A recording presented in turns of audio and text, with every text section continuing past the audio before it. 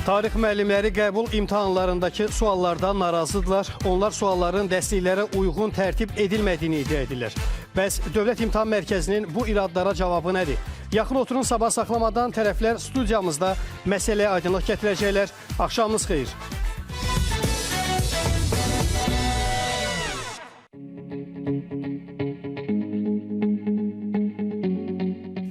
may tarixində keçirilmiş blok imtahanlarında tarix fənni ilə bağlı bir sıra problemli məqamlar gündəmə gəlib. Həm abituriyentlər, həm də fənn müəllimləri tərəfindən səsləndirilən iradlar ictimaiyyətdə xeyli narahatlıq yaradıb və məsələ ətrafında geniş müzakirəyə səbəb olub. Bəs problemin mahiyyəti nədən ibarətdir? Təhsil mütəxəssisləri və müəllimlər bildirirlər ki, tarix fənni üzrə testlərin tərtibatında müəyyən uyğunsuzluqlara yol verilib. Onların sözlərinə görə eyni məzmunlu sualların fərqli ballarla qiymətləndirilməsi abituriyentlərin imtahanda bərabər şərtlərlə iştirakına mane olur. Bundan əlavə bəzi sualların dəstəklərə uyğun gəlməməsi və məzmun baxımından ziddiyyətli olması abituriyentlər arasında çaşqınlıq və narahatlıq yaradıb. Bir çox tarix müəllimi bu vəziyyəti ikinci ixtisas qrupu üzrə ali məktəblərə hazırlaşan gənclərə qarşı haqsızlıq kimi dəyərləndirir. Onların fikrincə bu cür suallar abituriyentlərin bilik və bacarıqlarını obyektiv şəkildə qiymətləndirməyə imkan vermir. Mütəxəssislər isə testlərdəki bu nöqsanların bir çoxunun məhz tarix dəstəklərindəki sistemsizlik və ziddiyyətlərdən qaynaqlandığını vurğulayırlar. Bəzi müəllimlər iddia edir ki, yaranmış vəziyyət abituriyentlərdə psixoloji gərginlik və ruh düşkünlüyü yaradıb. İllərlə hazırlaşdıqları imtahanda belə hallarla qarşılaşmaq onların motivasiyasına və gələcək planlarına mənfi təsir göstərə bilər. Dövlət İmtahan Mərkəzi isə məsələ ilə bağlı ilkin açıqlamasında test suallarının elmi-pedaqoji əsaslarla hazırlandığını bildirib. Lakin ictimaiyyət və təhsil ekspertlərinin səsləndirdiyi iradlar fonunda əlavə araşdırmalara və ətraflı izahata ehtiyac olduğu görünür. Bəs tarix fənni üzrə blok imtahanları ilə bağlı səsləndirilən bu fikirlər nə dərəcədə əsaslıdır? Problemli suallar rəsmi şəkildə araşdırılacaqmı? Bəs zəruri hallarda imtahan nəticələrinə düzəliş edilməsi mümkündürmü? Bugün sabah saxlamadan bu və digər suallara aydınlıq gətirməyə çalışacağıq.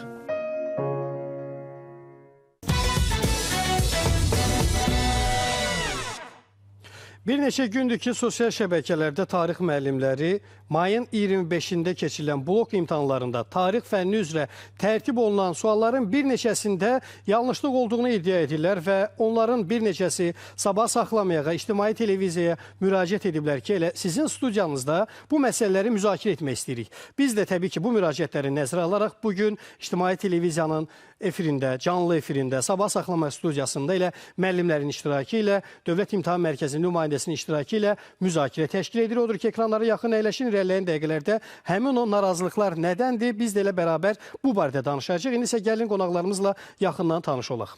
Dövlət İmtahan Mərkəzinin Departament Müdiri Natiq Əliyev, tarix müəllimi Sərvər Rüstəmov, 102 saylı tam orta məktəbin tarix müəllimi Ruslan Rızayev, Atatürk Məktəbinin layihələr üzrə koordinatoru, tarix müəllimi Turab Əhmədov. Söhbətimizi isə Sərvər müəllim sizinlə başlayacağıq. Bizə müraciət etmişdiniz və bir neçə müraciətlərinizi demək olar ki, bəndlərə bölmüşdünüz. Təbii ki, o bəndlərə eyni zamanda Turab müəllimin də səsləndirdiyi iradları irəliləyən dəqiqələrdə toxunacağıq. Amma mən istərdim ki, ümumilikdə bir nəzər salsaq, iradlarınız nədən ibarətdir, bu narazılıq nədən qaynaqlanır, nə sizi narahat edir? Buyurun, səsləndirin. 25 may tarixində 2 və 3-cü qrupların blok imtahanı keçirilib. Həminki imtahanda açıq səhv görünən sual, müzakirəyə səbəb olacaq, yəni səhv götürülə biləcək suallar öz əksini tapıb. Biz bu ilə bağlı həm sosial şəbəkədə müəyyən paylaşımlar elədik. Həmçinin başqa bir məqam da var ki, bunlardan danışacağıq bugün ki, ikinci qruplara istifadə olunan suallardakı ümumiyyətlə seçim məsələsi, yəni hansı suallar niyə seçilib? Yəni bu şəkildə seçilib, 21 sual eyni olmaqla seçilib. Düşünün, bir imtahana girirsiniz, bir imtahanda 100 bal toplaya biləcəksiniz, eyni suala cavab verib və ikinci qrupda isə eyni suala cavab verib 150 bal toplayacaqsınız. Həmişə testologiyadan danışırlar. Yəni bunu sanki xüsusi bir elmdir, heç kəs bunu bilmir. Amma mən bunu araşdırmışam, bilirəm ki, testologiya elminin əsas 5 dənə prinsipindən birisi etibarlılıqdır. Orada yəni ki, ölçə bilmə qabiliyyətidir. Səhv olarkən onu elan edə bilməkdir. Ümumiyyətlə, biz Dövlət İmtahan Mərkəzinin şəffaf bir qurum kimi bilirik, tanıyırıq və düşünürük ki, səhv sual olduğunda bunu yəni ictimaiyyətə elan eləmək özü bir böyüklükdür. Çünki bütün ölkə üzrə çətinliklə imtahana hazırlaşan, yəni pulunu bir şəkildə sıxışdı, belə deyək də, boğazından kəsib hazırlaşan uşaqların, valideynlərin xəyallarına, ümidlərinə travma eləmək doğru deyil. Çünki biz vətəndaş yetişdiririk, gələcəyimizin insanlarını yetişdiririk. Birinci məqam budur. İkinci məqam bundan ibarətdir ki, Dövlət İmtahan Mərkəzindən bu məsələ olduqdan sonra, yəni yaxşı oldu ki, biz bunu elmi səviyyədə müzakirə edəcək bir yerə gəlib çatdıq. Yəni heç əlaqəsi olmayan hər şeyolog ekspertlər çıxırlar, tam başqa məsələlərdən danışırlar. Əsas məsələ qalır başqa yerdə. Nə dərsliyə gələ bilirlər, nə məqama gələ bilirlər. Yəni açıq bir sual səhvdir. Məsəl üçün, tək-tək deyəcəyik. Yəni, açıq sual səhvdir ki, məsəl üçün, elan paylaşmışıq, bu mədəniyyət bölməsinə bağlı olan sual səhvdir. Yəni, bu sualı həm şərti səhvdir, şərtinə görə cavabı səhvdir. Həmçinin bu, biz bilirik ki, Məlikə xanım deyir ki, dərslikləri biz əsas yəni etalondan tanış olun, bütün hamısını gətirmişəm. Etalon, model, test, nə bilim deyək, bütün nə varsa. Qeyd edilib burada ki, hamısını biz yenə də elmi müzakirələrini istəyirik. Dərsliklərə əsaslanacağıq. Dərsliyə baxanda dərslikdə həminki sualın cavabı yoxdur.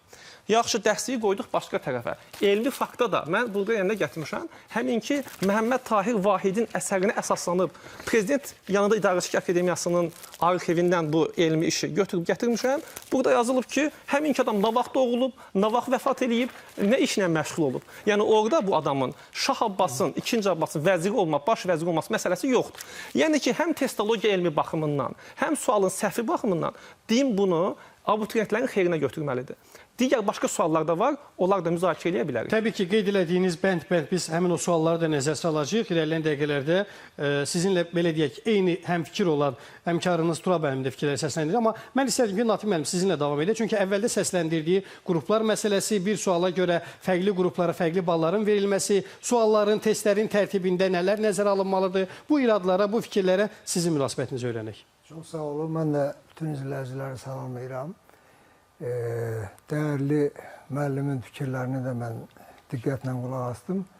Amma hər halda öz fikirlərimi mən bu məsələlərlə bağlı bildirmək istəyirəm. Əvvəla onu demək istəyirəm ki, hər bir qrup daxilində müsabiqə həmin qrupa imtahan verən abituriyentlər arasında aparılır. İkinci qrupun abituriyenti, üçüncü qrupun abituriyenti ilə hansısa bir müsabiqəyə girmir. Ona görə ikinci qrupda qiymətləndirmə və üçüncü qrupdakı qiymətləndirməni müqayisə eləmək, mən düşünürəm ki, biraz elə də doğru yanaşma deyil. Qaldı ikinci məsələyə, hər bir qrupda, ixtisas qrupunda bilirsiniz ki, 3 fən var. Və bu 3 fənnin həmin qrupda olan ixtisaslar üçün nə qədər əhəmiyyətli olmasından asılı olaraq 2 fən 1/5 çək əmsalı ilə, üçüncü fən isə 1 əmsalı ilə burada nəzərə alınır.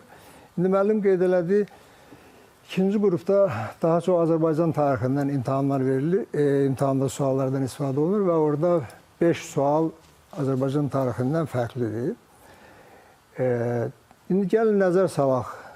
Bu ikinci qrup əsasən iqtisadiyyat və idarə etmə ixtisaslarıdır. Burada baxaq fənlərə. Riyaziyyatdır, coğrafiyadır, tarixdir.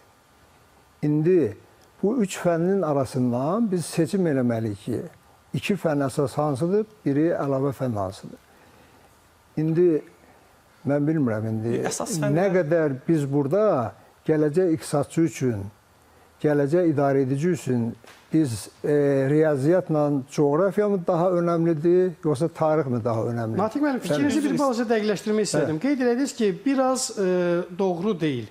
Amma sanki doğru tərəfi varmış. Ümumiyyətlə doğru saymırsınız Sərvə müəllimin yanaşmasını, yoxsa o biraz doğru ifadəsi mənə də qaranlıq qaldı. Yox, biraz üçüncü qrupun abituriyentləri öz aralarında müsabiqəyə girir. Bəli. İkinci qrupun abituriyentləri öz aralarında girir.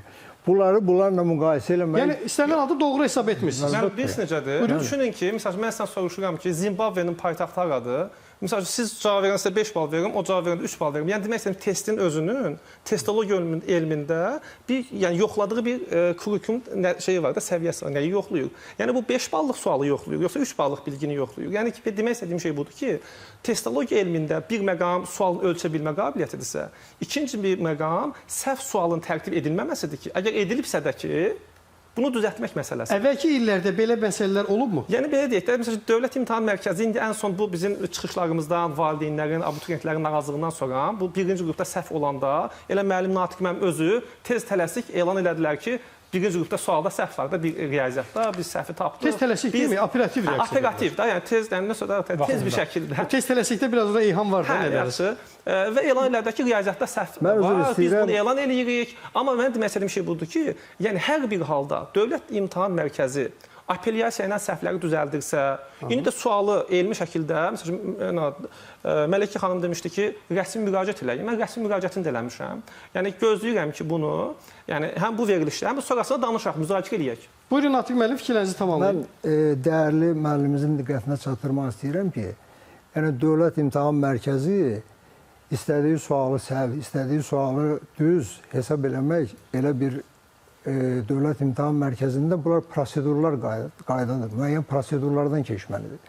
Hamımız çox gözəl bilirik ki, hər bir imtahan vaxtı qapalı şəraitdə ekspertlər həmin o suallara son baxış eləyir, imtahana gedir. O suallar nəşriyyata gedir, nəşriyyatda çap olunur və təbii ki, tutaq ki, Word-dən PDF-ə keçir. Orada o bir dəfə olmuşdu ki, hansısa bir barabanda bir nöqtə olmuşdu, arası vaxtı ilə ləkə düşmüşdü, əgər müəllimlər xatırlayırlarsa. Yəni, bu problemlər olmaması üçün imtahandan sonra həmin imtahanda oradan çap olunub abituriyentə gedən kitabça verilir həmin o gələn müstəqil ekspertlərə ki, onlar onları baxsınlar. Və həmin o müstəqil ekspert baxırsa və orada şablonu təsdiq eləyirsə ki, bu etalanlar hamısı düzdür, Dövlət İmtahan Mərkəzinin ixtiyarı yoxdur ki, o. Desin ki, o ekspert bunu təsdiq eləyir ki, düzdür, mən deyim ki, o səhvdir. Daxili yəni, bu riyaziyyat sualında həmin məsələ necə baş verdi? İmtahandan sonra gələn ekspert orada aşkar elədi ki, burada riyaziyyat cəhətdən korrekt qoyulmuydu məsələ. Və o da orada onun hamısının axırda protokol yazır. O protokolda yazır ki, filan sualda riyaziyyatdan belə bir qeyri-korrekt qoyulma var. Və onun əsasında Dövlət İmtahan Mərkəzi, mən baxmayaraq özüm riyaziyyatçı olsam da, ekspert onu yazıb təsdiq eləməsə, mən onu elan eləyə bilməm. Gəlin, belə deyim, bu mübahisə barədə, bu müzakirə istiqamətində Turab müəllim sizdən fikir alaq. Sərvər müəllim qeyd edir ki, ikinci və üçüncü qruplara verilən eyni suallara görə fərqli balların verilməsini doğru hesab etmir. Natiq müəllim isə bu məsələ ilə qəti razılaşmır və sizin yanaşmanız necədir? Hər birinizə salamlayıram ilk öncə. Bir düzəliş etmək istəyərdim. Dünya məktəbinin layihələr üzrə koordinator və tarix müəllimi Turab Əhmədov. Tam olaraq dinlədim sizi. Bir məsələni qeyd etmək istəyirəm ki, əvvəllər bildiyiniz kimi ikinci qrupda yalnız Azərbaycan tarixi idi. Ümumi tarix daha sonra əlavə olundu və üçüncü qrupda həm Azərbaycan tarixi idi, həm ümumi tarix. Və buna görə ikinci qruplar nisbətən üçüncü qrup əsasən daha asan hesab olunurdu. Çünki orada ümumi tarix düşmürdü. Və bir çox şagirdə görə ümumi tarix daha qəliz olur. Çünki orada sülh müqavilələri, döyüşlər, hökmdarlar, dövlətlər və s. falan. Amma ikinci qrupa ümumi tarix əlavə olunandan sonra üçüncü qrupla bərabərləşdi. Amma biz eyni sualları görüb ikinci qrupda eyni sualları həm Azərbaycan, həm ümumi tarix 100 bal verdiyimiz halda üçüncü qrupa 150 bal verəndə artıq orada bərabərlik prinsipi pozulmuş olur. Və mən bir statistik orada 5 dənə sual Azərbaycan tarixindən ikinci qrupda artıqdır. Yəni ümumi tarix 5 dənə sual tutaq ki, üçüncü qrupdansa, onların əvvəlinə 5 dənə sual. Elə bu məqamda deyim ki, mən elə gəlməmişdən qabaq statistikanı çıxartdım. May ayında olan qəbul imtahanına əsasən ikinci qruplarda Azərbaycan tarixi 16 sual, ümumi tarix 11 sual, üçüncü qruplarda Azərbaycan tarixi 18 sual, ümumi tarix 9 sual. Yəni ikinci qruplarda ümumi tarix üçüncü qruplardan 2 dəfə çoxdur. 11 sual ikinci qruplarda ümumi tarixdən, 9 sual üçüncü qruplarda və 16 sual Azərbaycan tarixindəndir və 18 sual isə üçüncü qrupdan Azərbaycan tarixindəndir. Yəni situasiyasız olan məsələ budur. Və burada məsələn biz görürük ki, ümumi tarix sualları bir məqam deyim, sonra əgər mümkünsə. Buyurun, qısa. Yəni bir sizcə, biz keçən dəfə mən görürəm ki, bunu danışanda, yəni bu söhbət axırda gedib çıxır ki, biz çox uşağı imtahan edirik. çox inşallah imtahan edilmiş 25 min abituriyent var ikinci qrupda. 14 min də yer var. Biz bunları kəsməliyik. Aydındır. Kəsmək üçün bir müsabiqə olsun deyə onlara çətin sual salırıq və belə də davam edirik. Yəni, bunun deməkdə heç bir sıxıntı yox. Bunu deyə bilərlər. Məsələ budur ki, testologiya elminin birinci şərti odur ki, səhv sual olanda bunu etiraf etmək. İkinci məsələsi budur ki, bir sual fərqli qrup üçün fərqli balı, fərqli qrup üçün fərqli balı deməz. Bir sual müəyyən bir bacarığı biliyi ölçür. Yəni bu demək deyil ki, misal üçün siz misal üçün eyni şeyi bundan soruşduğunuz zaman ona çox bal verirsən, buna az bal verirsən. Yenə də bunu əsaslandırasa olsalar ki, biz Azərbaycanda özümüz üçün bir testologiya açmışıq, biz belə eləyirik. Okey, buna da razıyıq. Əgər belədirsə, indi hər halda belə bir qayda qoymamışsınız ki, biz səhv sual olanda da etiraf eləmirik. Yəni birinci səhv suallar danışaq yəni. Buyurun Ruslan müəllim, bu məsələyə sizdən fikir alaq. Əvvəla, bütün izləyiciləri salamlayıram. Tural müəllimin fikrinə iradımı bildirmək istəyirəm ki, Tural müəllim... Turab müəllim nəyə görə situasiyasız, yəni bu sualların sayını hesablayır? Çünki 3-cü qrupda bildiyimiz kimi situasiya sualı ümumi tarix dərsliyindən düşür və orada 3 sual əlavə olunur.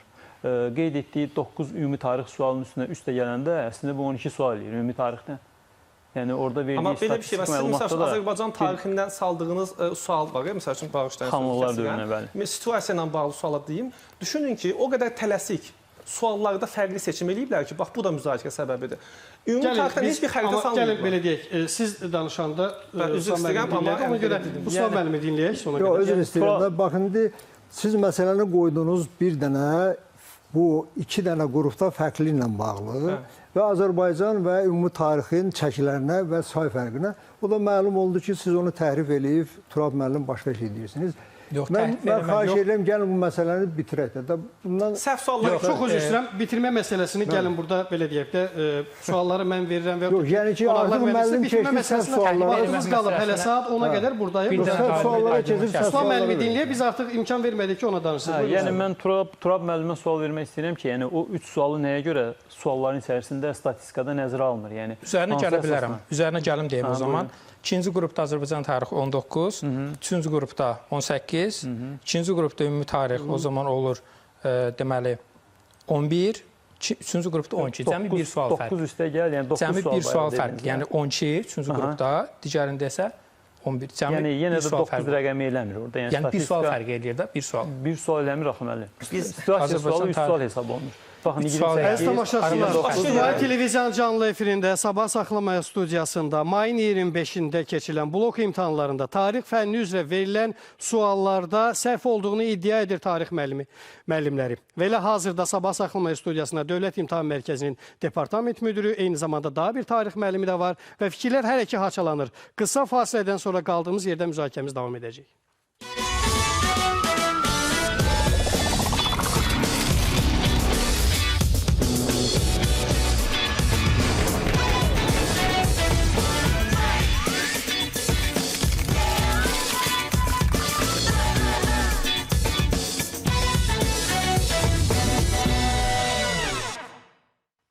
Sabah Saxlamaya davam edir. Studiyamızda tarix müəllimləri, Dövlət İmtahan Mərkəzinin nümayəndəsi, eyni zamanda ilə həmkarları ilə üz-üzə oturublar. Onlar 25 may tarixində keçirilən blok imtahanlarında tarix fənlərindəki suallardakı səhvlərin olduğunu iddia edirlər. Və elə hazırda biz müzakirəmizi bir qədər əvvəl yarımçıq qalan Ruslan müəllimlə davam edəcəyik. Ruslan müəllim, sizə kimi səslənən fikirlərə, eyni zamanda iradları buyurun ilkin olaraq sizdən fikir alaq.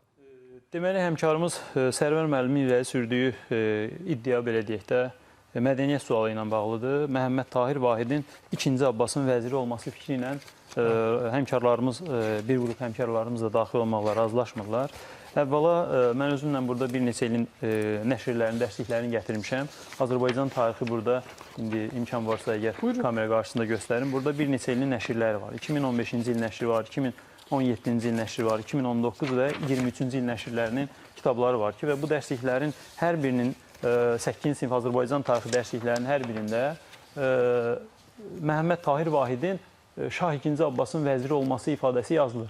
Sadəcə orada cümlə belədir ki, Şah 2-ci Abbasın baş tarixçisi təyin edilmiş. Bəzi nəşrlərdə və ilə ayrılır bu və sonradan vəzir vəzifəsinə yüksəlmişdir. Bəzi dərsliklərdə isə və son vergüllə ayrılır. Cümlə belə yazılır. Şah 2-ci Abbasın nə məcbur idi bu sualı salmaq? Bir də müəllim, olar mən fikrimi tamamlayım. Çox xahiş edirəm. Yəni, mən sizin irada olan fikri mən davam etdirməliyəm. Şah 2-ci Abbasın baş tarixçisi təyin edilmiş vergül sonra isə baş vəzir vəzifəsinə qədər yüksəlmişdir. Əslində biz biraz bu məsələ ilə bağlı araşdırma elədik sosial şəbəkələrdə gələn iradlardan sonra və bəlli olur ki, Məhəmməd Tahir Vahid bir hardasa 100 ilə yaxın ömür sürür. 95. Bəli. Və bu müddət ərzində də o 3 şahın vəziri vəzifəsində çalışmışdır. Deməli, Şah 2. Abbasında vəzir olmuşdur. Şah ondan sonra gələn Şah Süleyman da vəzir vəzifəsində çalışmışdır və hətta Şah Sultan Hüseynin, yəni Süleymandan sonra gələn 3-cü hökmdarın da hakimiyyətin ilk illərində vəzir kimi çalışmışdır. Bu əvvəlki dərsliklərdə nəyə görə yanlışlıq yaratmırdı? İndi müəllimlər üçün biraz bu problemli vəziyyət yaradır. İlk zamanda abituriyentlər üçün. Bəli, abituriyentlər üçün. Çünki son nəşrdə, yəni 2023 8-ci sinif 2023 nəşrində əlavə bir hissə var orada, bir abzas material. Həmin abzasda yazılır ki, Məhəmməd Tahir Vahid Şah Süleyman hakimiyyət dövründə baş vəzir olmuş. Yəni burada baş vəzir təyin edilmiş cümləsi yoxdur, olmuşdur. Yəni bu da əslində müəllim, icazə verin, mən fikrini tamamlayım, xahiş edirəm. Yəni, bu da əslində yanlış fikir deyil. Əlavə olunmuş material, həmin cümlə problem yaratmır. Niyə? Çünki Məhəmməd Tahir Vahid qeyd etdiyimiz kimi 2. Abbasın vəziri olmuş. Sonra da o əlavə olmuş, 2023 nəşrinə əlavə olmuş mətndəki hissə, abzasdakı hissə kimi Şah Süleyman hakimiyyət dövründə də baş vəzir olmuşdur. Yəni, bu məlumat da yanlış deyil. Buyurun, bir icazə istəyirəm. Demək ki, birinci Dövlət İmtahan Mərkəzi Mələkə xanım dedi ki, biz etalonu çıxartmışıq, daha doğrusu proqram çıxartmışıq. Həmin ki, proqramda ədəbiyyat siyahısı veriliblər. Ədəbiyyat siyahısında son nəşrdən söhbət gedir. Son nəşr, yəni 2023 nəşrində nə yazılıbsa ondan söhbət gedir. Və bizim belə bir yanaşmamız daha var ki, əgər hər hansı dərsliklər arasında fərqli fikirlər varsa, biz onu imtahanda istifadə eləməməliyik. Yəni bizim niyyətimiz uşağı imtahanda çətinə salmaqdırsa, danışaq ki, biz uşağı çətinə salmaq istəyirik. O zaman başqa söhbət eləyəcəyik. Yox, biz desək ki, bir dəqiqə icazəsi. Demək ki, biz desək ki, yox, biz ədalətli şəkildə imtahan keçirib çətinliyə salmaq istəmirik. Həqiqətən göstərilən, indi deyir 95 il məsələsi, həmənki Şah Abbas 2. Abbasın dövründə məclis nevs olub, məclisləri təşkil edən bir adam. O vəzir deyil. Əgər sizi yenə də kitaba istinad eləyib, baş vəziri götürəsi olsalar dedikləri o birisi kitaba görə, yenə də vəzir olmur da baş vəzir yazmaları lazımdır. İndi başqa bir məsələ. Normalda elmi əsər var bu ilə bağlı. Adam yəni doktorluq alıb, yəni düşünürsünüz doktorluq dissertasiyasını gətirmişəm mən 2019-cu ildə. Yəni nə məcbur idi? Sual budur. Testologiya elminə soruşuram. Nə məcbur idi? Kitabda belə vergüllə, özləri belə ayrıla bilməyən yerdən sualsızdır. Bunu elədiyiniz zaman mən həmənki sualları ekspertizadan keçirən müəllimlərə ümumiyyətlə Azərbaycanda yaranan problem nədir? Yəni bunlar özləri hamısı uşaq hazırlaşdırırlar, çətin sualları salırlar. Hamısı kim ki yanına gəlsə yaza biləcək, qalanı yaza bilməyəcək. Bu yanaşma nədir? Doğru deyil. Ona görə kitabda olmayan məlumat verilməməlidir. Əvvəla müəllimin dedikləri fikirlər, yəni o qayıdaq sual məsələsinə yenə də. Yəni orada Şah Süleymanın yenə qeyd edirəm ki, dövründə vəzir olması məsələsi mübahisə yaratmır. 2. Abbasın dövründə vəzir olub. Amma ondan sonraki müddətdə də vəzir olmuyor. Yəni onun vəzir olması ilə bağlı müəllim siz elmi olar ki mən fikrini tanıyayım. Yəni siz elmi dissertasiya işi gətirdiniz, bilmədim o kimindir, yəni zəhmət olmasa. Var bu da adı şeydir, Solmaz Adil qızı Əzimova. Mən sənə qeyd edəcəm. Ümumiyyətlə Azərbaycan mənbələrində bu orta əsr Azərbaycan tarixi ilə bağlı bəzi dövrlər var ki, onlar yaxşı araşdırılmayıb. İndi mən burada istinad etməliyik. Yəni burada fars dilli mənbələr də var, Azərbaycan dilli mənbələr də var. İndi fars dilli mənbələrdə müəllimin qeyd etdiyi ki, o Məhəmməd Tahirin Vahidin vəzir deyil, o katib vəzifəsində, orada tarixçi vəzifəsində çalışması ola bilər. Amma mən də bir elmi mənbə araşdırmışam. Bu, deməli, Cambridge nəşrləri var. Cambridge nəşrlərində 6-cı cilddə səhifəsi ilə qeyd edirəm. 353-cü səhifədə Cambridge History of Iran nəşridir bu. Yəni Britaniyanın ən məşhur nəşrlərindən biridir. Orada qeyd edir ki, Məhəmməd Tahir Vahid 2. Abbasın vəziri olmuşdur. Yəni bunu bildim. Yəni siz deyirsiniz ki, elmi olaraq yanlışdır müəllim. Mən də ona əsas gətirirəm. Müəllim deyir ki, elmi olaraq səhvdir bu məsələ. Yəni onu əsas gətirir. Dissertasiya işi gətirir. İcazə verin mən kimi tanıyayım da. Yəni mən də onun elmi tərəfini izah eləməyə çalışıram. Dərsliyə əsasən salınıb. Dərsliyə əsasən salınıb. Və müəllimlər deyir ki, dərsliyə əsasən salınsa belə, yəni o yenə də elmi səhvdir. Amma mən də sübut edirəm ki, yəni elmi səhv də deyil. Yəni burada dərsliyə görə yaxşı əsas məqam. Əsas bir yerdə Turan müəllim. Bir də gözləyirəm. Turan müəllim sizi dinləyək. Dostlar, vaxtı bərabər bölməliyik. Əks halda biz müzakirəni davam edə bilməyəcəyik. Sərvər müəllim də dedi, bildiyiniz kimi DİM-in proqramı var, hansı ki ədəbiyyat siyahısı çıxarılır və siz ədəbiyyat siyahısından kənar orada sual sala bilməzsiniz. Cambridge və digər hissələr ola bilməz. Azərbaycan tarixi 8-ci sinif dərsliyi Yaqub Mahmudun ümumi redaktorluğu 2023, Azərbaycan tarixi 10-cu sinif dərsliyi 2022 və mən 8-ci sinif Azərbaycan tarixindən həmin hissəni çıxartmışam və siz də baxa bilərsiniz, səhifə 36 və belə bir cümlə getir. Şah Süleymanın hakimiyyəti dövründə baş vəzir olmuş Məhəmməd Tahir Vahid. Bəli. Keçirəm növbəti hissəyə. Səhifə 37. Səhifə 37 belə bir qeyd edir. Şah 2-ci Abbasın baş tarixçisi təyin edilmiş. Sonra isə baş vəzir vəzifəsinə qədər yüksəlmiş Məhəmməd Tahir Vahid. İndi bir sual verim.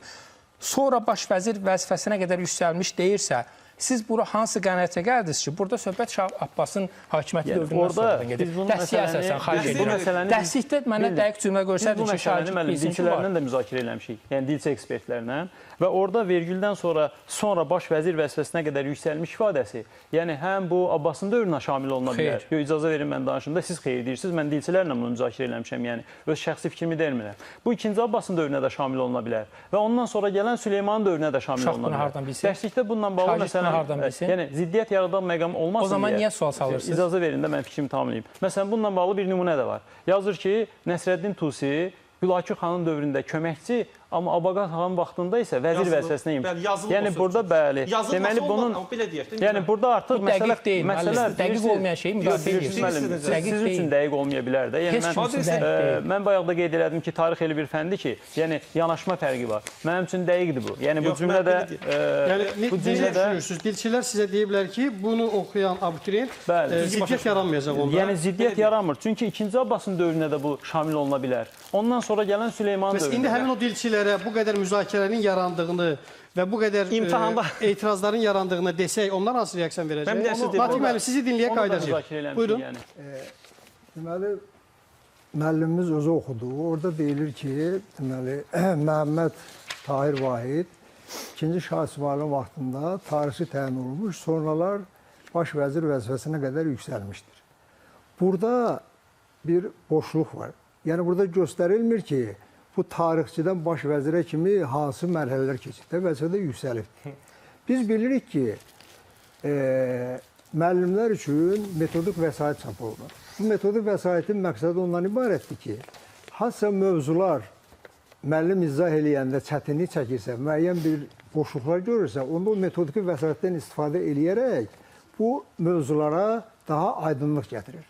Biz açıq metodiki vəsaiti baxanda görürük ki, metodiki vəsaitdə yazılıb ki, deməli, o tarixçi təyin olunmuş və vəzir vəzifəsinə yüksəlmişdir. Metodik vəsait elə bir şey yox. Göstərərəm. Mən sizə göstərərəm. İndi mən deyə bilərəm. Qulaq asın, mən fikrimi xahiş edirəm, qoyun, yekunlaşdırım. Və həmin cümlədən sonra yazılır ki, müəllimə tövsiyə verilir ki, Məhəmməd Tahir Vahid haqqında araşdırma apararaq şagirdlərə təqdimat hazırlayın. Yəni ki, oradakı boşluğu, yəni ki, siz indi mənə dəqiq deyə bilərmisiniz ki, mən deyirəmsə ki, tutaq ki, bu tarixçi vəzifəsindən baş vəzir vəzifəsindən gəlibdir. Bu arada hansı vəzifələri tutub? Bunu buradan deyə bilərik. Buyurun Sərvər müəllim. Deyə bilmərik. Amma metodiki vəsaitdə belə danışaq. Birinci məsələ budur. Birinci məqam budur. Xahiş edirəm. Bir dəqiqə üzr istəyirəm. Siz razılaşmırsınız Natiq müəllimin metodik vəsait. Bu barədə fikrini alaq qaydası. Deməli, metodik vəsaiti də çox yaxşı incələmişik, dərslikləri də çox yaxşı incələmişik və yox, hələ mənə də qəribə gəlir ki, sizin ikiniz də dərsliklərin və metodiki vəsaitin ekspertisiniz. Amma çox təəssüf ki, bu mən dediyim məsələyə siz fikir verməmişsiniz ki... Bir-birimizin sözünü kəsirik və bu müzakirəni normal şəkildə davam etməyimizə imkan vermir. Turab müəllim, sizi dinləyirik. Digər qonaqlarına xahişimiz odur ki, Turab müəllimi dinləyək. Onun sinif Azərbaycan tarixi mövzu 35 Səfəvilər dövründə mədəniyyət. Və burada da ən sonda səhifə 153-də belə bir cümlə keçir. 2-ci Şah Abbasın baş tarixçisi Məhəmməd Tahir Vahidin əsəri nə 10-cu sinif Azərbaycan tarixi dərsliyində, nə 8-ci sinif Azərbaycan tarixi dərsliyində deməli, Məhəmməd Tahir Vahidin Şah 2-ci Abbasın baş vəziri olması göstərilmir. Biz beynəlxalq ədəbiyyatda və yaxud da ki, metodik vəsaitdə tövsiyə, o tövsiyədir. O ola da bilər, olmaya da bilər. Hər hansı bir müəllim araşdırma verə də bilər, verməyə də bilər. Şagird araşdıra da bilər, araşdırmaya da bilər. Rəsmi olaraq din bizə bir proqram verib.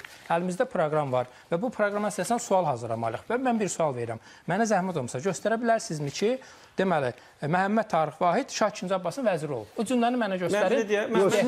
Siz də göstərin ki, olmuyor. Onu göstərin. İslam sual ünvanlanır. Turab müəllim, siz də göstərin ki, olmuyor.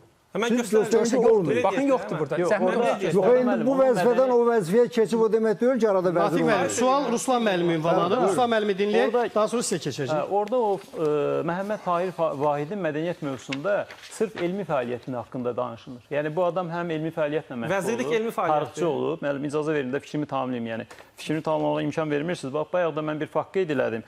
Cambridge Universitetinin, yəni Cambridge nəşrləri ilə bağlı. O sizə sərf eləmədiyinə görə axırına qədər qulaq asmaz. Baxın, siz orada verdiyiniz dissertasiya işi ilə bağlı məlumatı verəndə mən sizi sona qədər dinlədim, düzdür? Və dediniz ki, orada vəzifədə işləyib, bu vəzir adlanmayıb. Mən də sizə elmi tərəfini, çünki elmi sübut təqdim elədiniz, mən də buna elmi cavab verməliyəm, düzdür? Mən də sizə elmi cavab verirəm ki, bu Britaniyanın yəni ən böyük nəşrlərindən biridir və orada verilir ki, bu adam 2-ci Abbasın vəziri vəzifəsində çalışıb. Bu bir. İkincisi ki, bunun dərslikdə, olar ki, müəllim, mən fikrimi tamamlayım. Dərsliklə bağlı mübahisəli məqamları hər il Dövlət İmtahan Mərkəzinin xüsusi ekspert qrupu araşdırır. 10-12 nəfərlik bir işçi qrupu ayrılır və mövsüm ərzində hardasa bu dərs ilinin başlanğıcından dərsliklərin mübahisəli məqamları müzakirə olunur, qeyd olunur və onlar xüsusi broşür şəklində, yəni xüsusi kitabça şəklində, metodik tövsiyə kimi bunkerdə verilir bizə. Yəni bizdə orada yalnız dərsliklər və bir də metodik tövsiyələr olur. Və sualları hazırlayarkən də biz həmin metodik tövsiyəyə müraciət edirik. Baxırıq, görürük ki, orada mübahisəli vəziyyət yoxdur. Yəni ikinci üzr istəyirəm, mən kimi tanıyım. Ruslan müəllim, fikrinizi tamamlayın dostlar, dinləyək. Mən belə bir şey deyək. Sərvər müəllim, üzr istəyirəm, dinləyək, bitirsin, daha Yəni sonra orada siz hər dəfə söz kəsdiyəcək, biz imkan vermirik ki, Ruslan müəllim, orada yəni Sərvər müəllim mübahisəli məqamların içərisində həmin bu dediyiniz məsələ qeyd olunmayıb. Yəni onu tutaq ki, indi burada deyirsiniz ki, mənim şəxsi fikrimdir, amma onu hazırlayan 12-10 nəfər mütəxəssisdir və onun içində həm dərslik müəllifləri var, həmin komissiyanın içində, qrupun içində, işçi qrupun içində, həm təhsil ekspertləri var, həm dərslik ekspertləri var. Siz özünüz də dərslik ekspertizdiniz, mən bildiyimə görə Təhsil Nazirliyində hər ikiniz. Və əgər deyirsinizsə bu dərslikdə mübahisəli məqamdırsa, yaxşı, onda nəyə görə bu mübahisəli məqamı siz vaxtında düzəltməmisiniz? Yəni Süper sual. İndi gəldik bura. Demək ki, mən öncəliklə xahiş edirəm ki, biz bura, yəni ki, uzun cümlələr qurmağa gəlməmişik. Biz bura gəlmişik ki, ortada bir ədalətsizlik, haqsızlıq var, səhv suallar var, bunlara düzgün cavab tapmalıyıq. Bir dənə də mədəniyyət sualından qutarmır, bu davam edəcək. Sadəcə danışmağa imkan olmayacaq. İndi mən belə bir şeydir, icazə olar. Biz baxırıq hara? Baxırıq Cambridge-ə falan baxmıram. Mən gəlib baxıram, Dövlət İmtahan Mərkəzinin buraxdığı, yəni ki, proqrama. Proqramda yazılıb ki, ay bala, sən get 2023-cü il kitabına bax. Ya bilim, get 5 dənə kitaba bax, yazılmayıb. Və mən həminki kitablara baxanda da bu məsələ sonralarla, vergüllərlə, ehtimallarla, nağıllarla müzakirə olunan məsələləri gətirib qəbul imtahanında uşaqlara salmaq doğru deyil. Səhv sual təkcə bu deyil. İndi keçək ikinci sualda var. Bunu, bax bu sualı, əgər bu şəkildə mən istəyirəm ki, həminki... Bu sualda razılığa yenə gəlinmək. Bu sualda dəqiq, konkret olaraq, bir də icazə olaraq, konkret olaraq bu sualda səhv var, bu sualı biz davam elətdirəcəyik danışmağa, amma ki deyim, təkcə bu sual səhv deyil. Yəni, biz elə bir bunu danışdırıb, elə bir verilir qutaracaq. Yəni, bu sualda da yenə razılığa gəlinmək. Keçək Məhəmməd sualı. Bu sual danışacaq. Digər sual nədir? Xahiş edirəm. Digər sual məsələsi nədir? Biz məktəb dərsliyinə, baxın, sual tək-tək sual, hə, yox cavabları istəyirəm, zəhmət olmasa, əgər mümkünsə. Dövlət İmtahan Mərkəzi sual hazırlayanda dərsliklərə əsaslanır, Cambridge-ə əsaslanır, dərsliklərə əsaslanır. Sözsüz ki, dərsliklərə davam edirik. İkinci sual. Sərvər müəllim, çox üzr istəyirəm. Sizin dediyiniz, siz elmi əsas gətirmişdiniz ki, həmin tarixi fakt dərsliyə doğru salınmayıb. Amma Ruslan müəllim də qeyd elədi. Dərslikdə belə olub sadəcə olaraq. Dərslikdə o 2023-də korrekt olunanda. Dərsliyi səhv çıxarırdınız. Yox, səhv çıxartmıram. Mən deyirəm ki, sualı səhv çıxardıram və məsələ budur. Sizin bayaq dediyiniz fikir nə? Yox, üst-üstə düşün. Baxın, icazə versələr mən danışım. Baxın, dostlar, üzr istəyirəm, bircə saniyə. Cambridge məsələsi bu odur ki, Ruslan müəllim qeyd edir ki, dərslikdə olan bu faktın yanlış olmadığını elmi mənbəsidir. İndi mən belə bir şey demək istəyirəm. Çünki siz də iddia edirsiniz ki, elmi olaraq səhvdir bu. Məsələ budur ki, keçək suala. Məsələ budur ki, səhv suallar danışır. Burada məsələ ondan ibarətdir ki, sadəcə olaraq Dövlət İmtahan Mərkəzi imtahanlarda dərsliyə istinad eləsinlər. Bu məsələ bu. İkinci məqam budur ki, köhnə kitablara yox, net olan dərsliklərə. İkinci məqam, əgər hər hansı bir üst-üstə düşməyən hər hansı bir cümlə belə varsa, şübhəli sualı imtahana salmasınlar. Bax, testologiya elmindən danışırıq, budur. İkinci səhv suala keçirik.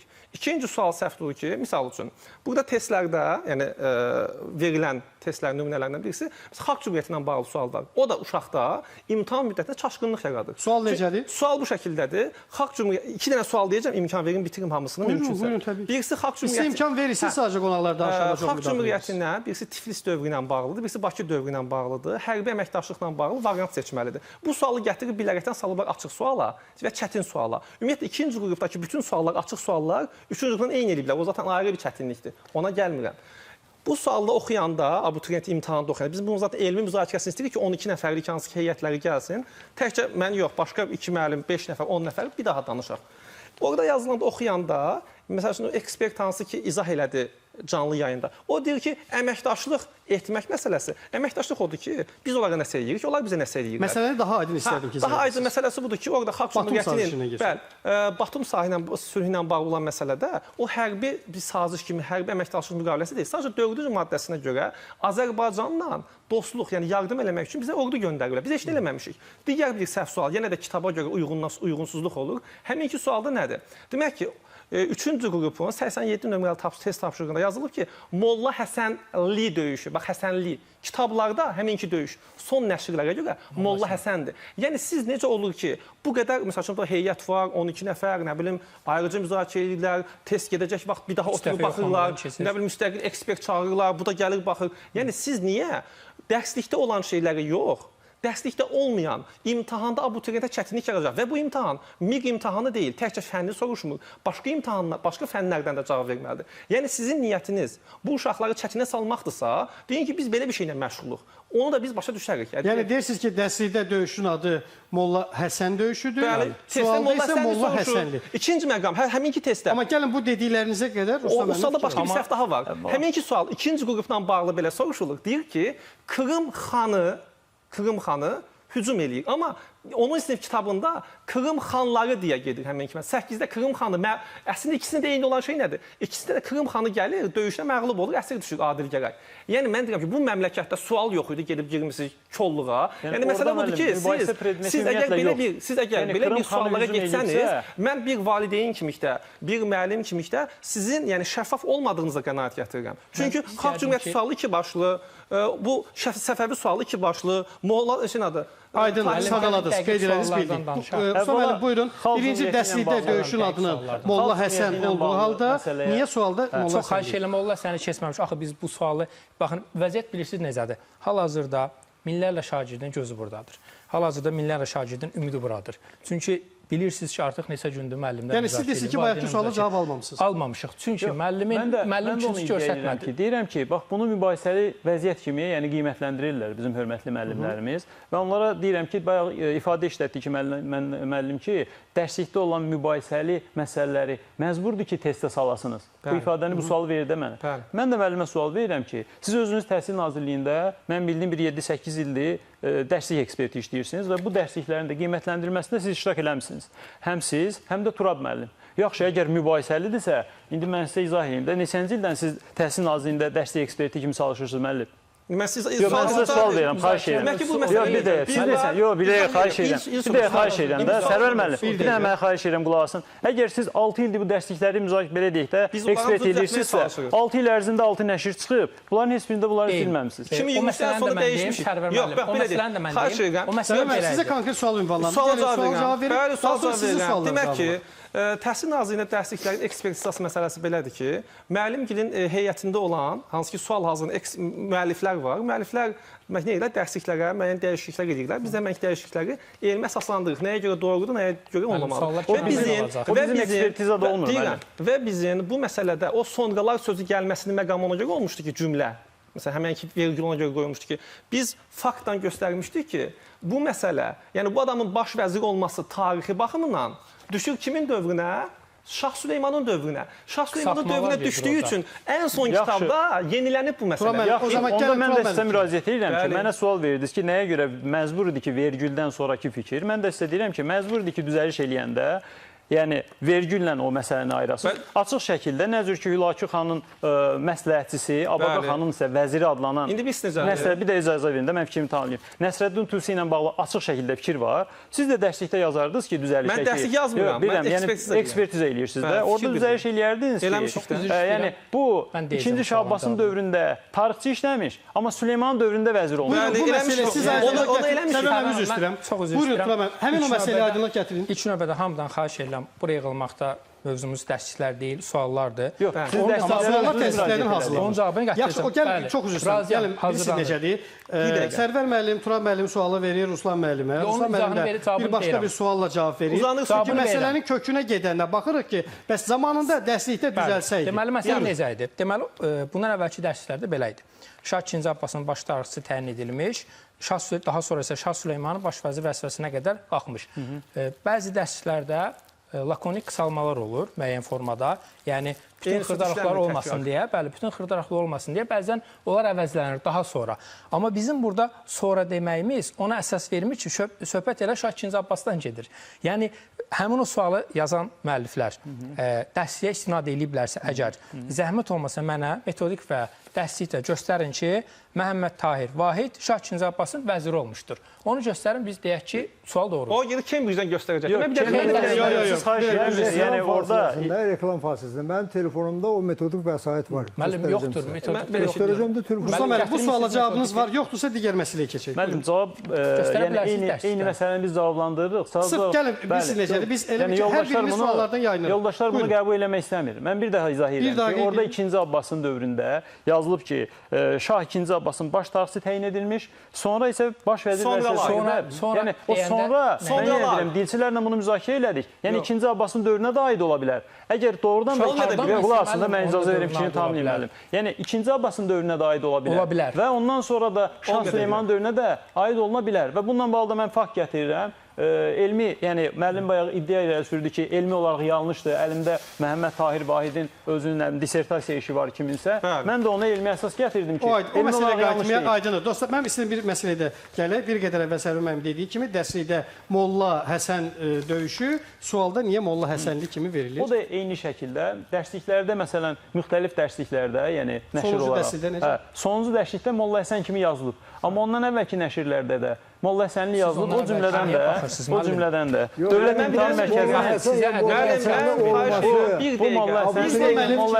Molla Həsənlə bağlı test tapşırıqları da, yəni Dövlət İmtahan Mərkəzinin Səfəvi mövzusu ilə bağlı toplu birinci hissəsində həm Molla Həsən kimi qeyd olunur, həm də Molla Həsənli. Yəni iki formada qeyd olunur. Buyurun, Natiq müəllim, buyurun. Birincisi, müəllim özü də qeyd elədi ki, 8-ci sinifdə Molla Həsəndir, 10-cu sinifdə Molla Həsəndir. Deyil, ikisində də Molla Həsəndir. Və abituriyentin düzgün cavab verməsinə onun Molla Həsən və Molla Həsənli olması nə qədər təsir edir, bunu mən müzakirə eləmək istəmirəm. Keçdi bu birisi məsələyə. Müəllim iddia edir ki, əməkdaşlıq sözünün mənası mənim ona kömək, onun mənə köməyidir. Açsın izahlı lüğəti, görsün ki, əməkdaşlıq sözünün mənası birinin başqasına yardım eləməyidir. Bir məqam daha var. Üçüncü bir məsələ.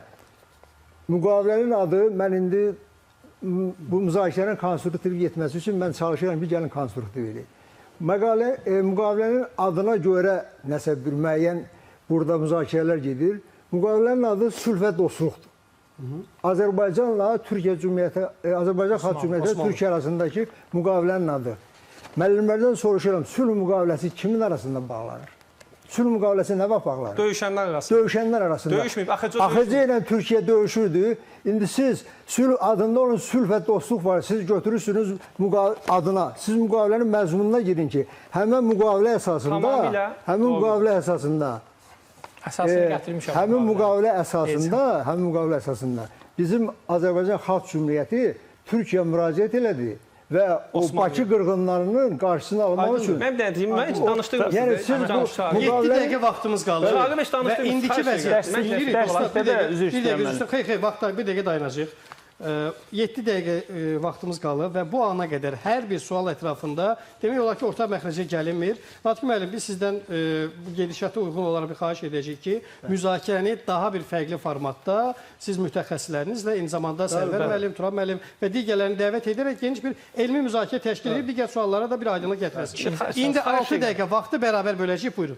Demək ki, başqa bir sualda daha belə abituriyentlərdə çətinlik yaranıb. Baxın, artıq 4-cü sualdan danışıram. Həminki sual 3-cü qruplar üçün olan situasiya sualıdır. Situasiya sualının mətnində neftlə bağlı məsələ müzakirə olunur. Neftlə bağlı bir, yəni dünyada baş verən böhrandan bəhs eləyir və sualda soruşur ki, siz elə bir iqtisadi bir böhrandan danışın ki, iqtisadi bir amil göstərin ki, o dünyaya təsir edib. Amma həmənki dərslikdə verilən iqtisadi böhran dünyaya yox, müəllim. Sualı düzgün vurğulayın. Dünyaya yox. Beynəlxalq deyir. Münasibətlərə, bəli. Bu münaqişənin sual belədir ki, bəhs olunan müharibənin... Sualı mən səsləndirim, çünki siz düzgün vurğulamırsınız. Yəni, özünüzdə sərf eləyən şəkildə deyirsiniz. Sual belədir ki, bəhs olunan müharibənin başlanması ilə, burada söhbət 1973-cü il, müəllim, mən fikrimi tamamlayayım. 1973-cü il Ərəb-İsrail münaqişəsindən söhbət gedir. Deyir, bu münaqişənin başlanması ilə, müharibənin başlanması ilə münaqişənin beynəlxalq miqyas aldığını göstərən mənbələ verilməyən siyasi və iqtisadi hər birinə aid bir amili qeyd edin. Cavabda yazıblar, testin etalonunda yazıblar ki, iqtisadi amil kimi neft şokudur. Amma mənbə mətndə işlənəndə, orada nefti bilirik ki, neyirlər? Ərəb ölkələri nefti saxlayırlar, neftin qiyməti 4 dəfə qalxdığı üçün neft şoku yaranır. İndi bu imtahanda olan uşaq, düşünün, abituriyent, siz öz övladınızı düşünün, bax bu dəqiqə empatiya eləyin, sizin imtahanına girib övladınız. 2 dənə fərqli imtahandan 2 fənli cavab verib və gəlir, burada görür Məmməd Tahir Vahid, nə bilim, bu gəldi. Oradan keçir, görür Molla Həsən. Buradan gəlir, mənbə sualdan yayılmıram. Və həmən bütün bu ziddiyyətli məsələlər yaşanmasın deyə sona doğru təkliflərinizi səsləndirir. Təklifim budur. Təklifim odur ki, Dövlət İmtahan Mərkəzinin həminki ekspertlər, 12 nəfər, ya onlar yuxulu olurlar, ya yorğundurlarsa, onlar vaxt dəyişsinlər. Ümumiyyətlə, və ya da dəyişməsinlər. Onlar elə adamlar olsun ki, onlar uşaq hazırlaşdırmasınlar, repetitorluq eləməsinlər. Onlar sırf bizim müəllimlərin göndərdiyi sualları ekspert istəyən adamlar olsun. Çünki, yəni belə deyək, bunlar çətinlikli suallar yaradaraqdan cəmiyyətdə nə edirlər? Uşaqları özlərinə yönləndirir. Digər bir məqam, Dövlət İmtahan Mərkəzi səhv sualları istifadə eləməsin, dərslikdə uyğunluq olmayan sualları müzakirə eləməsin, son nəşriyyatlara riayət eləsin. Turab müəllim, sizi dinləyək. Mən çox xahiş edəcəm, sözümü kəsməyəsiniz, mən fikrimi bildirim. Amma qısa eləyin də, müəllim, bizə də söz qalsın. Bəli, qısa olacaq, narahat kəsməsəz qısa olacaq. Mən çox təəssüf eləyirəm ki, bu gün səhv müdafiə edən tərəflər var. Amma məsələ ondan ibarətdir ki, səhv suallar çoxdur. Mən sadəcə ikisinin üzərində duracam. Çünki ən çox bu gün şagirdlər və müəllimlərin narahat edən 2 sual var. Biri, deməli, Şah II Abbas mədəniyyət məsələsi, bir AXC məsələsi. Amma müəllim hələ də göstərə bilmədi. Mən çox təəssüf edirəm ki, belə mübahisəli məqamlara təkliflərinizi. Dərslikdə olmayan sualı salıb da şagirdə sonranı özü fikirləşsin, araşdırsın, Cambridge-ə baxsın deməyimiz çox yanlışdır.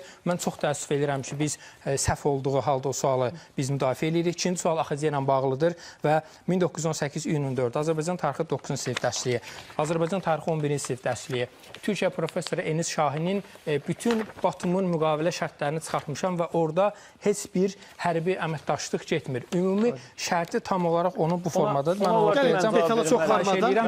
Siyasi, hüquqi, iqtisadi və fikri siz yenə də dərslikdən kənara təkliflərinizi də mən sizə cavab verəndə deyirsiniz ki, uşaq Cambridge oxumur. İndi mən də dərslik istinad bildirirəm ki, 11-ci sinif Azərbaycan tarixi dərsliyi səhifə 85-də yazır ki, AXC bu müqavilələri imzalamaqla Osmanlı dövləti ilə əslində müttəfiqlik münasibətləri qururdu.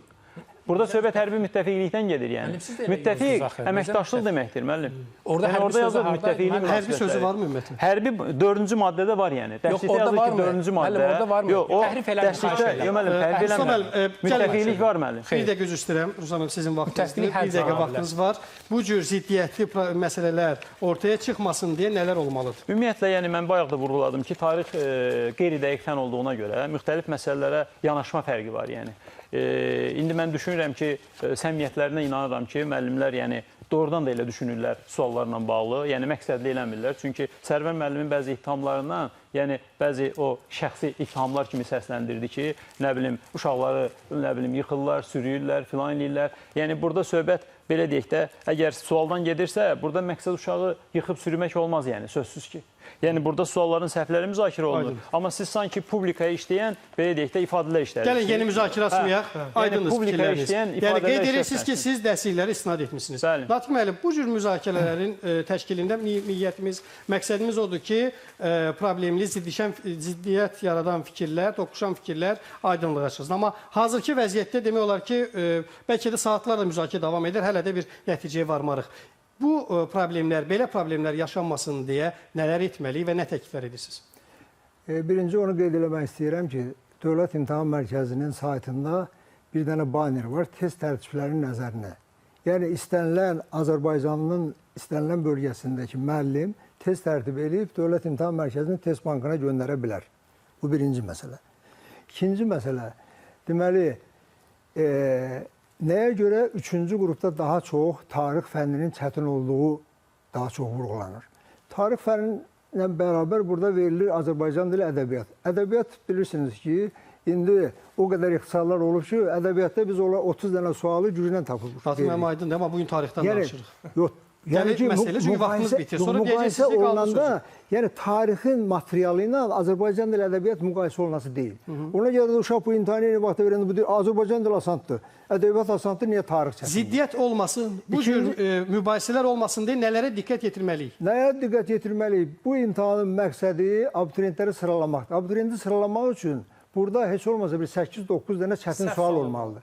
Çətin sual isə o sualdır ki, ona ən çoxu 30% cavab verə bilər. Yəni 20, 25, 30% arasında. Buradan da belə nəticə çıxır ki, bu 8-9 nəfəri cavablandıran ən çoxu 30%-dir. Yəni bu çətin suallar məqsədli şəkildə salınır. Əlbəttə, bu sıralama üçün 70%, Xeyr, vaxtımız artıq yekunlaşır. 70% buna cavab vermir deyə. Bu 70% müəllimlər ki, o deyirlər, indi tarix fənninin burada çəkisini artıraq, sən tarix müəllimisən. Onu deməyin o qədər də... Baxın, biz bir qədər əvvəl qeyd elədik ki, həmin o sualları tərtib edən işçi qrupu, müəllim heyəti və görüş olarsa və yekunda hansısa sualla bağlı abituriyentlərin lehinə qərar qəbul oluna bilərmi? Sübuta yetirilərsə ki, səhvdir. Biz bu həftənin 4-cü günü, hər həftənin 4-cü günü tarix fənninin günüdür. 4-cü gün mən, rast gündür burada belə, üzr istəyirəm, indi məsələ belə oldu. Müzakirə yaranır, mübahisə 4-cü gün yaranır. mən bizim dimin ekspertlərini və sizi dəvət edirəm. Gəlin, biz orada oturaq, bu kameradan kənar, daha rahat şəraitdə hər şeyi Amma biz müzakirə edirik. belə müzakirənin gedişində hiss elədik ki, hamı kifayət qədər rahat idi. Bəli. Hansısa fikir səsləndirməyə də problem yaşamadı. Vaxtımız yekunlaşır Sərvər müəllim. Əziz tamaşaçılar, Sabah Saxlamaya studiyasında tarix müəllimləri ilə Dövlət İmtahan Mərkəzinin nümayəndəsi, eyni zamanda daha bir tarix müəlliminin müzakirəsinə şahidlik olduq. Təbii ki, bu müzakirələr üçün, belə mübahisəli məsələlər üçün saatlarla müzakirə davam etməlidir və saatlarla efirlər ayrılmalıdır. Təbii ki, Sabah Saxlamaya necə deyirlər, ötürməliyikdir Dövlət İmtahan Mərkəzinə, orada müəllimlər həmin bu müzakirələrin davamını edəcəklər. Biz isə sabah eyni vaxtda, amma fərqli mövzuda görüşəcəyik. Hələlik.